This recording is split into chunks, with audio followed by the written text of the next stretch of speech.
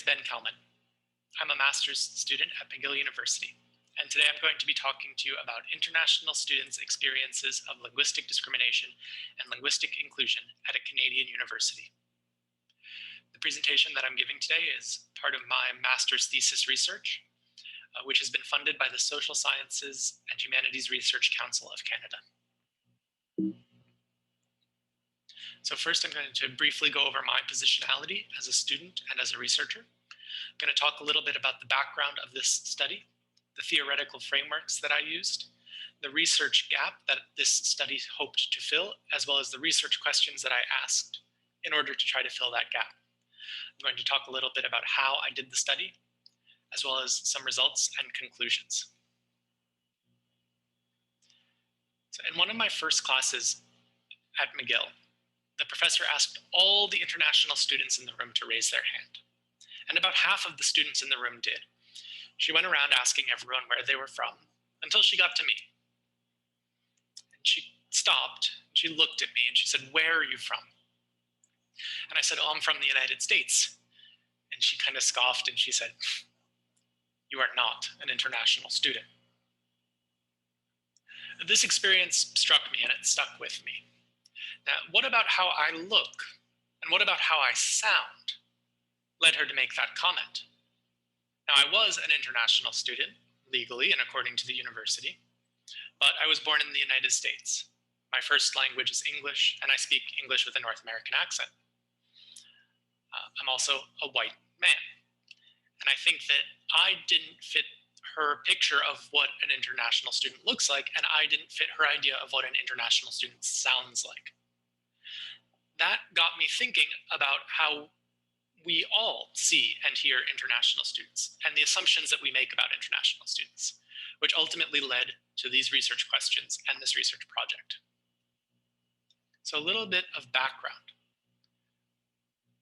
This study takes place at an English medium university, which I call Montreal Central University, or MCU, for the sake of preserving the anonymity of my participants. MCU is a large Canadian university. Since 2010, the number of international students in Canadian universities has increased by 185%, which means that Canada has the largest growth rate of international students in higher education of any country in the world.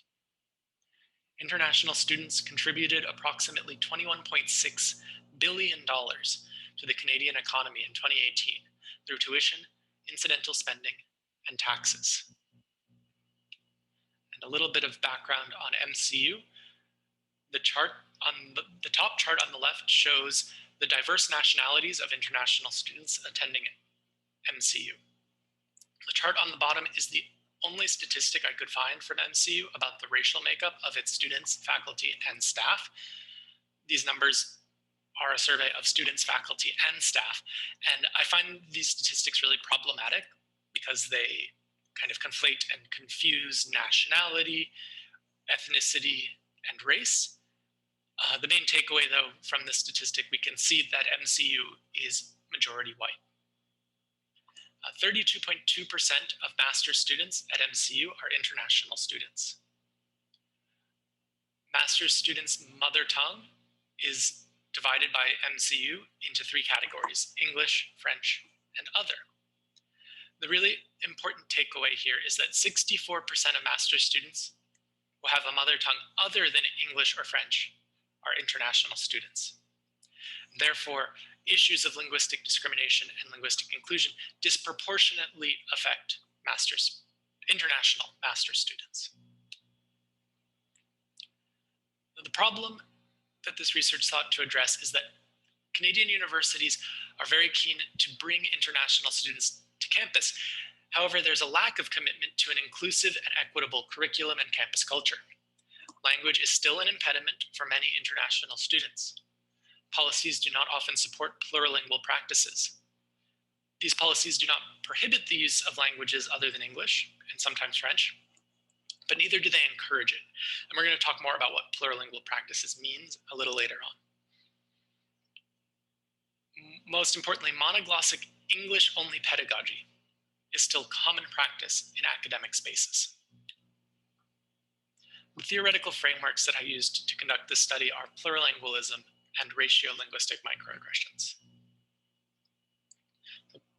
Plurilingualism is an inclusive, educational, and socio-political program in pursuit of social justice and openness.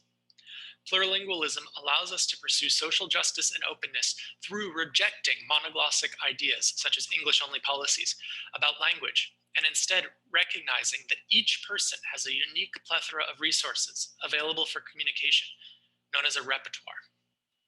And because each person's repertoire is distinct, and because conceptions of what is appropriate or correct language are neither universal nor static, but are locally situated and always changing, all language use is a process of mediation. Plurilingualism explores how individuals deploy their repertoires to create meaning, including flexibly using components from multiple languages simultaneously. Picardo explains that plurilingual pedagogy can facilitate mediation and plurilanguaging among learners and foster a new, open, and positive attitude towards linguistic and cultural diversity in language classes. Whereas Picardo here focuses specifically on language classes, this presentation will be focused on disciplinary learning, such as lectures, colloquia, and even supervision and research labs where master's students spend the majority of their time. This presentation will lend further support to prior research showing that plurilingualism can help achieve inclusivity and openness to diversity in both language classes and disciplinary learning. Ratiolinguistic microaggressions help us understand the discrimination experienced by international students. While each of these microaggressions is distinct, they're not mutually exclusive, so they can overlap, as represented by this diagram. Microassaults are the use of derogatory language or slurs consciously intended to hurt a minoritized person or to establish the white supremacy of the assaulter. Microinsults demean a person's racial heritage or identity, according to Sue, who wrote the book on microaggressions. Through comments, which may not necessarily seem offensive, but when contextualized, carry a covert insult embedded within an innocuous-seeming statement. Micro-invalidations disregard or ignore the experiences, thoughts, and/or feelings of a racialized individual. Microaggressions serve to marginalize or other people away from an acceptable standard, be it a racial standard or a linguistic standard. Ideas of what constitutes minoritized races and non-standard language uses are inextricably linked. This relationship is examined through the theory of ratiolinguistics, which explores how race and language co-construct one another. Rosa, a foundational scholar of the theory, uses the phrase looking like a language, sounding like a race to represent these ideas. Ultimately, ratiolinguistic microaggressions are microaggressions based in ratiolinguistic ideologies, which serve to maintain hierarchies of race and language. This study sought to fill a research gap, which is that to date, no studies have investigated experiences of linguistic discrimination and linguistic inclusion with international students at a Canadian university. To that end, I asked two research questions. To what extent do multilingual international students at a Canadian university experience linguistic discrimination? And to what extent do multilingual international students at a Canadian university experience linguistic inclusion? This study was conceived and conducted during the COVID-19 pandemic. As a result, all communication with participants happened through video conferencing and email. Ultimately, I had 15 participants, all of whom were multilingual international master's students at MCU. Here's a list of participants. Participants were given the opportunity to choose their own pseudonym. If they declined, I assigned a pseudonym to them, but not without their prior approval. As you can see, each of the participants has a distinct repertoire. Ultimately, my 15 participants represented 9 countries of origin and 13 programs of study. Data was collected through demographic questionnaires and semi-structured interviews. You can see a sample of some demographic questionnaire questions on the left and some sample interview questions on the right. After I collected the data, I analyzed the data by starting with 2 top-level codes, which were linguistic inclusion and linguistic discrimination. From there, I used content analysis to inductively code interview excerpts into themes under those two top-level codes. That entire process was done using the software in vivo. On to some results and discussion. I'm going to start with results and discussion related to linguistic discrimination, and then I'm going to move on to results and discussion related to linguistic inclusion. This is a taxonomy of ratiolinguistic microaggressions, which I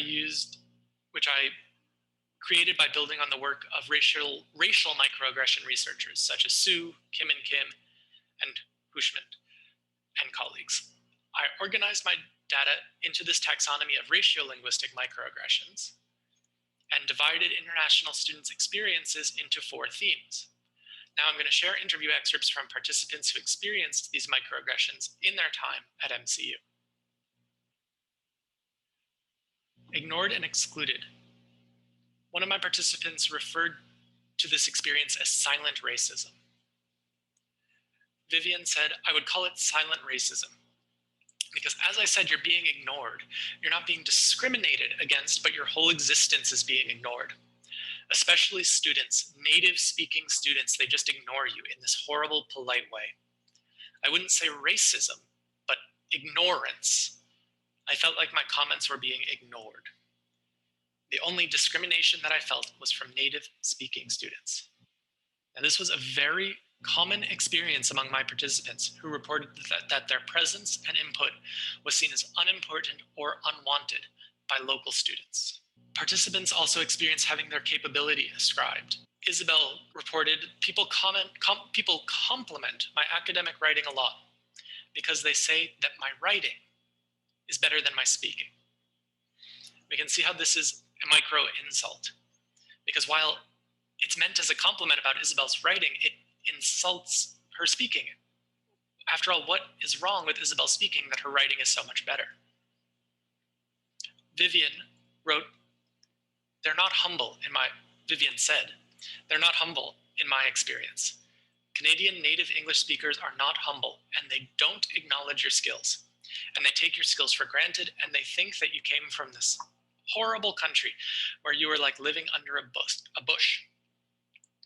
Here we can see 2 examples of how participants felt their capability was ascribed, either from different domains of language, such as writing and speaking, or based on their foreignness. Participants also reported having their language restricted at MCU. Now, the takeaway for these participants was that their language is not welcome at MCU, and furthermore, that they were not capable of choosing the most useful language for communication. Vivian explained, I was a teaching assistant to a class with people who might be in junior year. Whenever they couldn't understand, I would have a debriefing session in Farsi for them. However, the course instructor asked me not to do that. So here Vivian is taking a very plurilingual pedagogical approach to her TAing, and she's using the totality of her linguistic repertoire, her linguistic and cultural background, and the linguistic and cultural background of her students to try to facilitate learning. But the monoglossic ideologies of the university and the professor in charge of the course ultimately prevented her from doing that, or restricted her from doing that. Adam said, when I just bump into them in the corridor, perhaps then sometimes we talk in Hindi, but that's pretty rare. Now that I look at it, it's very surprising that most of the times that we interact, we stick to English. This goes back to part of the problem that I talked about at the very beginning. English isn't necessarily forbidden, but it's implicitly understood that it's not done in the institutional setting. It's that monoglossic ideology, it's the monolingual habitus that prevents people from using languages other than English at MCU. And Maria said, I felt I didn't have the freedom to write about other languages or to talk about other languages. And this was in a sociolinguistics course, which Maria felt was too heavily focused on English language, especially for a course where about half of the students in the course, according to Maria, were international students who did not have English as a first language. Now, institutional microaggressions were related to two main themes. One was writing support and language support generally, but specifically writing support was a big issue for a lot of my participants, and also language testing, such as IELTS. Vivian explained that writing center courses are super advanced. I always tell my supervisor that you guys in Canada don't know how much we don't know. They assume that we know a lot of basic things that we don't know, and there's nothing to gap this lack of language skills, especially in terms of writing. Now, interestingly, other participants said the opposite, that writing center courses were too easy or just didn't do the right thing, didn't provide the right kind of support. Ultimately, this speaks to the diversity of international students and their needs and their level of language when entering a Canadian university such as MCU.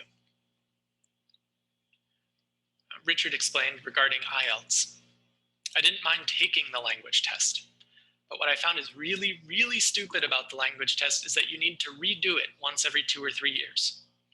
I don't see how a language test score would expire. I mean, if I got a really good score on the test, I don't see how I would forget the language in 2 years when I'm studying abroad in a country where English is one of the primary languages. Now, ultimately, the message behind these institutional microaggressions to these participants was that their citizenship in this community, the community of the institution, will always be conditional on their ability to conform to language standards. And that ability will forever be called into question, despite their accomplishments. The four themes that we just talked about, restricted language, being ignored and excluded, institutional microaggressions, and ascribed capability, are my terms. But the participants themselves also used very interesting terms to describe their difficulties with language. One of those terms was ghost barriers, which came from Isabel, who said, we both speak English, but there's something. There's other factors like an accent or like word choice that could be a ghost language barrier. Rob expressed a similar sentiment. He said, I don't know if you have that feeling. A lot of times when I speak, I can feel if I'm getting my point across. It's not a tangible thing that you can put your hands on. Really, it's just there. I can just feel that I'm not getting across. I can feel it. I can't really put my hands on it, but I can feel it. The important thing to note here is that these ghost barriers aren't about comprehensibility. A lot of times, language teachers talk about comprehensibility as the be-all, end-all of language education, but here, both of these participants are completely comprehensible. They can make themselves understood. That isn't the issue. The issue is that there's still a barrier despite comprehensibility. And that's what I'm focusing on today when I'm talking about linguistic inclusion, ratio-linguistic microaggressions, and linguistic discrimination. It's that barrier beyond comprehensibility. So that's the data on linguistic discrimination. Now I want to shift gears into data on linguistic inclusion. And the first thing I want to talk about when I talk about linguistic inclusion is plurilingual practice in academic spaces. Now here, professors and supervisors tacitly validate their plurilingual students through their own linguistic practices outside of the English-only norm of the university setting. Participants saw this as inclusive and validating, even if the language that the professor was using was not a language they could communicate in themselves. Kuro explained that MCU has a lot of international community, so even the professors are from different backgrounds. So since my professor was from Spain and there was another professor who was also Spanish, our lab collaborated with their lab. Inez reported that she was working at the Smithsonian with her co-supervisor, who was from Costa Rica, but lives in Panama and is a research assistant who barely speaks English. So they communicated in Spanish, and it was super useful. Richard explained that he was super happy that people were able to talk in whatever language they wanted. It's a good thing, because not everybody comes completely prepared to communicate extensively in English, and they're more comfortable talking in other languages. And thinking in other languages, and I think that's a good thing, honestly. I want to say that I strongly agree with Richard that this is a really good thing, and that we as a higher education community need to normalize this idea that it is good and okay that people are speaking in many different languages in any setting in the university. Now, while plurilingual practice on its own was seen as validating and inclusive by participants, participants felt really and truly validated when plurilingual pedagogy was more actively used by instructors. Maria said, "I think that the most important thing is validating who you are." One professor used to repeat it constantly. It doesn't matter if you do not have these English perfect skills, but all your repertoire has lots of possibilities, and it's creative and it's unique, and that's why it's worthy. So definitely she made a big positive difference in my world at MCU. Then I think there's another teacher that she's also on that line, like very sweet. And I think that also when they show interest on your culture and who you are, that's the most important thing. So here we see professors who are validating and being inclusive and open to their students' languages and to their culture. Now, writing, again, was a very important theme for a lot of my participants. Vivian explained that, talking about her thesis writing and her thesis supervisor, last year when I started sending him texts, I would write an essay, and it was a horrible, horrible English. It was horrible. I'm ashamed to look back at it. And he would edit it for me with track change, and he would make comments, and he would make general instructions like your sentences are too long. You don't use the properly. You don't use the perfect connection words. And he once or twice gave me a good lecture about writing. So this is not something that a supervisor is supposed to do, but he understands. So here we see, again, this is plurilingual pedagogy in that it's breaking the monolingual norms of the institution, where all too often international students' language problems and their struggles with English are seen as their problem and not the responsibility of their supervisors.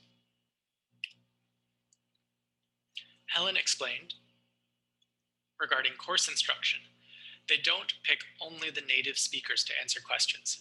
They also give others the chance to speak up, and they give them their time, and also helping them into expressing their ideas. So it wasn't like this person's ideas matter and that person's ideas doesn't matter. So we were at the same page. Here again, we see specific intentional inclusion of international students and of plurilingual students, making affordances, instructors making affordances to help benefit and guide their students, rather than sticking to monolingual norms of the university. Ultimately, all of my participants felt that they had a strong international community at MCU. Isabel explained that when I see another international student, this feeling of empathy just kicks in and I start feeling more comfortable, especially if their first language is not English. I express myself more confidently. Richard reported, I think I enjoyed communicating with them being international students from countries other than India, more than I did with some of my Indian friends back at MCU. Honestly speaking, my closest friends were Italian and Nigerian, so I keep bringing up those two countries. I was more comfortable talking to them than a few other international students I knew who were from India. Vivian explained that at least in Canada, we are the majority, we being international students, plurilingual international students. So it doesn't hurt that much. We have our own community. As I said, profs are international, and that's a huge anchor for us. And that's a huge motivation for us to keep going. If the profs were also native speakers, so here we see Vivian expressing that it's not only international students, but it's also having the example of international plurilingual professors is motivation and its community and its validation of their citizenship within the institution. Helen explained, to know and to see other international students in the classrooms, it's a relief. It gives you a sense of belonging, that we are in the same page, whether they are older or younger. Your experiences as well matter. And there they are with you in the same class. That was my data on linguistic inclusion. And before we get into the conclusions, I want to just share this quote from one of my participants, Lisa. Language is the first thing you hear about a person. I think that this quote really encapsulates a lot of what I think about when I think about language and race and identity. Language is the first thing that you hear about a person. It is a huge part of our identity, our language, the way we speak. So I want to just reinforce that before starting on my conclusions. So, ratio-linguistic microaggressions are happening on campus. This was a small sample size, but all but one of my participants that I interviewed had experienced some sort of ratio-linguistic microaggressions. But we don't really have a vocabulary to talk about this yet as a community. It's important that we understand that language and race co-construct, and that racism and linguicism co-articulate and ultimately reinforce white privilege and discrimination. Now, that happens in part because good English, which is a term that a lot of my participants themselves used, is often a proxy term for standard English, which is really a proxy term for white English. International student community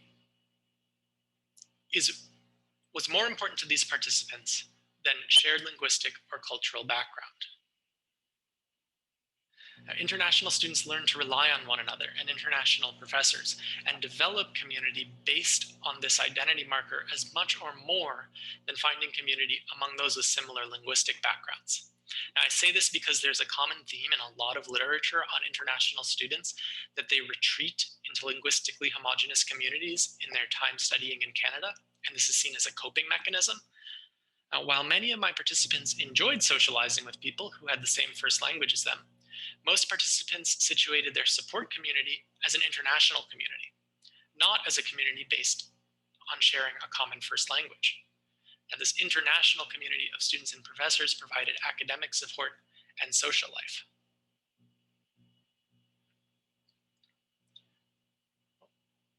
So some recommendations for educators.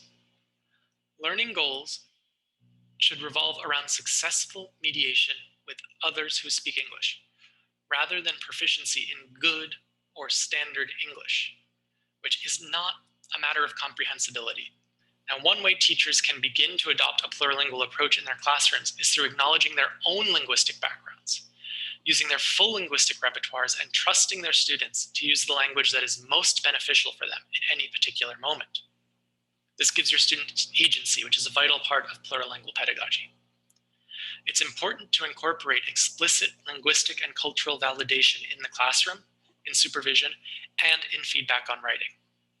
All academic spaces can be plurilingual spaces, and the more explicit professors are in encouraging linguistic and cultural inclusivity and normalizing plurilingual practice and pedagogy in academic spaces, the more plurilingual students can feel like part of the university community, rather than the international student community. Regarding recommendations for institutions, institutions should recognize that there is audible minority, visible minority intersectionality, and consider language in diversity and inclusion policies. Because international student community is so important to international students, facilitating international student community through initiatives such as mentors for incoming international students is a great place to start. Thank you so much. I hope you enjoyed this presentation.